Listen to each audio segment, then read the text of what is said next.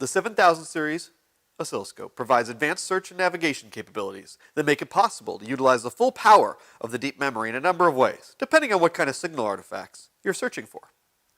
Search takes advantage of the full digital triggering system to mark multiple trigger events within a single capture. Use the mark table to easily move between events and investigate their root cause. You can also reconfigure the memory using record mode. By capturing short bursts of time, you can record more than 450,000 events and play them back like a movie, or fast forward to events of interest. For infrequent events, the instrument can store days or weeks of data in this mode. Lastly, Zoom interacts with both of these methods, but also allows you the simplest way to capture a single set of data and then zoom in on artifacts and signals of interest within the long capture. Search and navigation is one of the most important capabilities of the 7000 series oscilloscope. It's a critical tool for investigating signal anomalies. It allows you to capture triggered events and look at them in the context of a broader signal. Let's see how it works. Here we have a 1 megahertz signal that occasionally has a little dropout on it.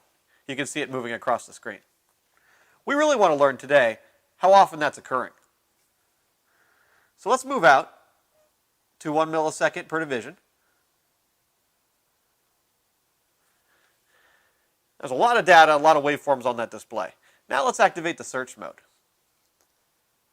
Now we've captured a search pattern. We've really searched for, if we look at our menu, we search for a pulse setting. So that pulse is set up to look for pulses that are shorter than 200 nanoseconds. So we're going to look for those little glitch pulses. As we see, we've captured one each division here. So they're happening at a 1 millisecond clip. We can use the navigation to move through to each one individually. When we find one we want to look deeper at, we can then go ahead and zoom in on that individually. And now we can see the individual glitch and how it happens and what it looks like in context of the larger signal.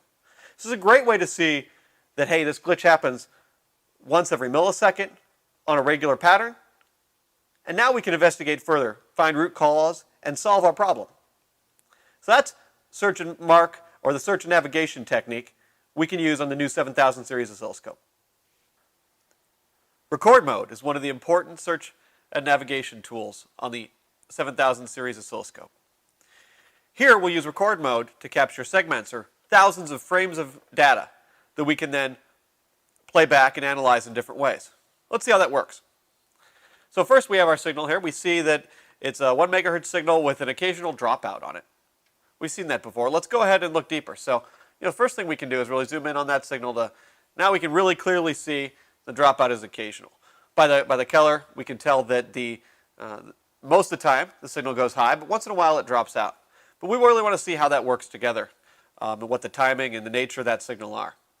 So one thing we can do here is really isolate that signal. And let's do that with the zone trigger. So now we're capturing only triggers that are happening when, after that edge, it drops down immediately. So that gives us just those failures. We can separate them. And now we can go into the record mode and use this tool to really capture thousands of these. So actually, I'll set it up to the max. Record thousands of these at a time. So you can see it's capturing them as we go through. And it can actually store up to 450,000, a little more than 450,000 frames like this. So you can capture looking for failures over hours, days, longer periods, depending upon the nature of the error you see and how you want to correlate it with other data. So when we feel like we have enough of those, there I've captured about 20,000.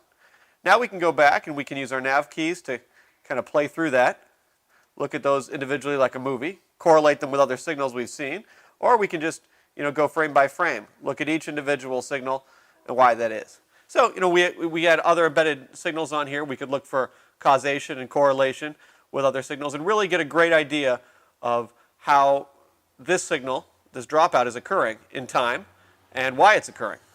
So what's important there is really the ability to segment that data or look at this in frames of thousands of triggered events. Instead of one long continuous frame, we can look at over 400,000 segmented events and be able to play them back and correlate them that way.